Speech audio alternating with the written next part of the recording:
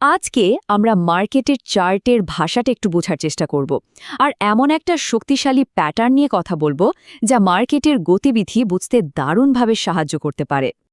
আচ্ছা, শুরুতেই একটা অবাক করার মতো তথ্য দেই। জানেন কি, প্রায় 90% ক্যান্ডেলস্টিকই কিন্তু মার্কেটের সঠিক ডিরেকশনটা বলতে পারে না। মানে চার্টে আমরা যা দেখি তার বেশিরভাগই আসলে নয়েজ, মানে অপ্রয়োজনীয় তথ্য। তাহলে প্রশ্নটা হলো, এত সব তথ্যের ভিড়ে আসল সিগন্যালগুলো খুঁজে বের করা যাবে কিভাবে? এখানেই তো আসল চ্যালেঞ্জ, মানে সঠিক ক্যান্ডেল বা প্যাটার্ন চিনে ফেলার মধ্যেই লুকিয়ে আছে আসল দক্ষতা।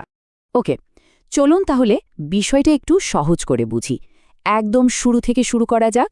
প্রথমে বুঝতে হবে যে চার্টের যে মূল জিনিসটা, মানে এই ক্যান্ডেলস্টিক, এটা আসলে কি।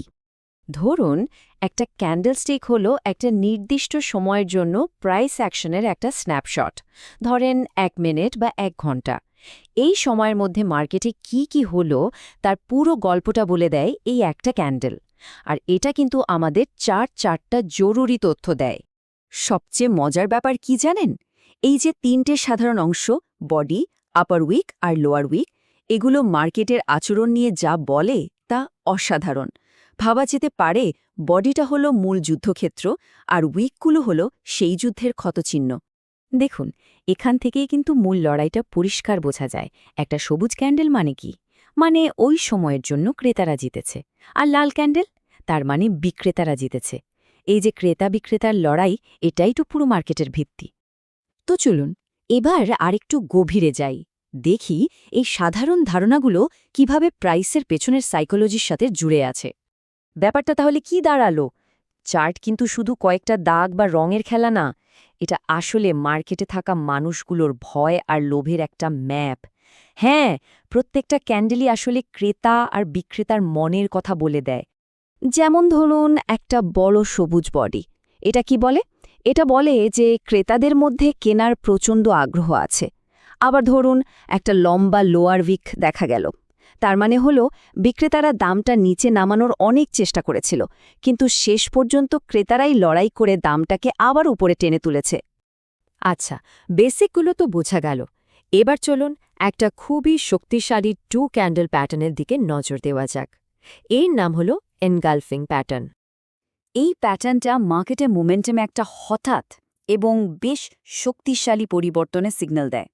ব্যাপারটা এমন যেন একটা টিম আর একটা টিমকে পুরোপুরি হারিয়ে দিয়েছে। এনগালফ কথাটার মানেই তো হলো গ্রাস করে ফেলা বা গিলে ফেলা। এই প্যাটার্নটা চেনা কিন্তু খুবই সোজা, মাত্র 3টা স্টেপ। প্রথমে দেখতে হবে মার্কেটটা নিচের দিকে যাচ্ছে, মানে একটা ডাউন ট্রেন্ড চলছে।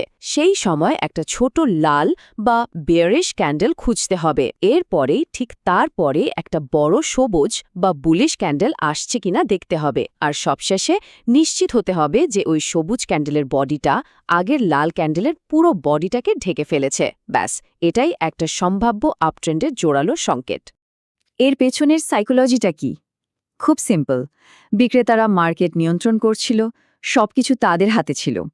কিন্তু হঠাৎ করেই ক্রেতারা বিশাল শক্তি নিয়ে মার্কেটে এন্ট্রি নিল আর পুরো খেলার মোড়টাই ঘুরিয়ে দিল। তবে একটা কথা কিন্তু মাথায় রাখতেই হবে, এই প্যাটার্নটা কোথায় তৈরি হচ্ছে সেই লোকেশনটা ভীষণ জরুরি। এটা সবচেয়ে ভালো কাজ করে কখন জানেন? যখন দামটা কমতে কমতে এমন একটা জায়গায় আসে যেখানে ক্রেতারা আগে থেকেই কেনার জন্য অপেক্ষা করছিল। এই জায়গাগুলোকে আমরা বলি সাপোর্ট লেভেল বা ডিমান্ড জোন। আচ্ছা, বুলিশ এনগালফিং তো বোঝা গেল।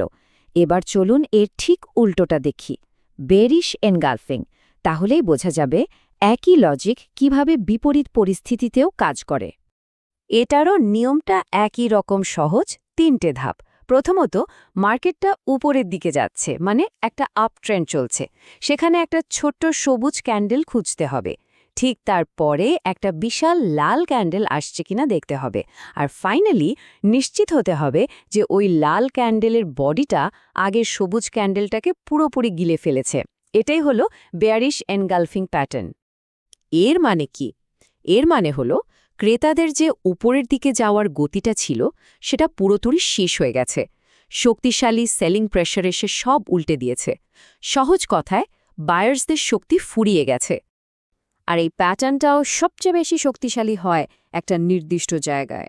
কখন? যখন দামটা বাড়তে বাড়তে এমন একটা লেভেলে পৌঁছে যায় যেটাকে আমরা বলি রেজিস্ট্যান্স লেভেল বা সাপ্লাই জোন, মানে এমন একটা ছাদ যেটাকে দাম আর ভাঙতে পারছে না। এটা একটা স্পষ্ট ইঙ্গিত যে ক্রেতারা এবার ক্লান্ত হয়ে পড়ছে। তো প্যাটার্নটা তো চেনা গেল, কিন্তু শুধু চিনলেই তো হবে না, এটা ব্যবহারও করতে জানতে হবে। চলুন এটা ব্যবহারের একটা সহজ কৌশল চট করে দেখে নেওয়া যাক। এখানে একটা খুব সহজ নিয়ম ফলো করা যেতে পারে। প্রথমে একটা গুরুত্বপূর্ণ সাপোর্ট বা রেজিস্ট্যান্স লেভেল খুঁজে বের করুন। 2 ঠিক সেই লেভেলে একটা পরিষ্কার এনগালফিং প্যাটার্ন তৈরি হওয়ার জন্য অপেক্ষা করুন।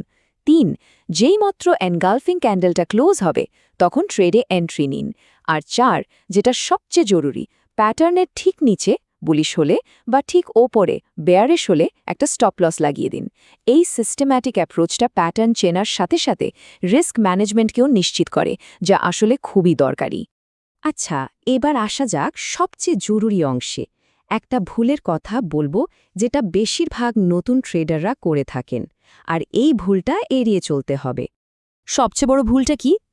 চার্টে যেখানেই একটা এনগালফিং প্যাটার্ন দেখা গেল সেখানেই ট্রেড করে বসা। মনে রাখতে হবে, কনটেক্সট মানে প্রেক্ষাপটটাই আসল। সঠিক লোকেশন ছাড়া এই প্যাটার্নটা আর কিছুই না, শুধুই আরেকটা ভুল সিগন্যাল। দেখুন, প্রফেশনালরা কিন্তু শুধু একটা সিগন্যাল দেখেই লাফিয়ে পড়েন না, তারা অনেকগুলো জিনিস একসাথে দেখেন।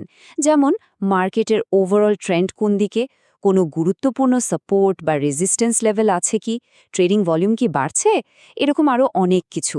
যখন অনেকগুলো সিগন্যাল একসাথে একই দিকে ইশারা করে, শুধু তখনই তারা সেটাকে একটা শক্তিশালী সুযোগ হিসেবে দেখেন। তাহলে শেষ কথা কি? কোনো ক্যান্ডেলস্টিক প্যাটার্নই কিন্তু কোনো জাদুর কাঠি নয়। এটা কোনো গ্যারান্টি দেয় না। এটা আসলে একটা শক্তিশালী সিগন্যাল, একটা সংকেত যা আমাদের বলে দেয় যে এই মুহূর্তে মার্কেটে থাকা বড় বড় প্লেয়ার্সরা কি ভাবছে। আর এই ভাবনাটা বুঝতে পারাই কিন্তু ভালো সিদ্ধান্ত নেওয়ার আসল চাবিকাঠি।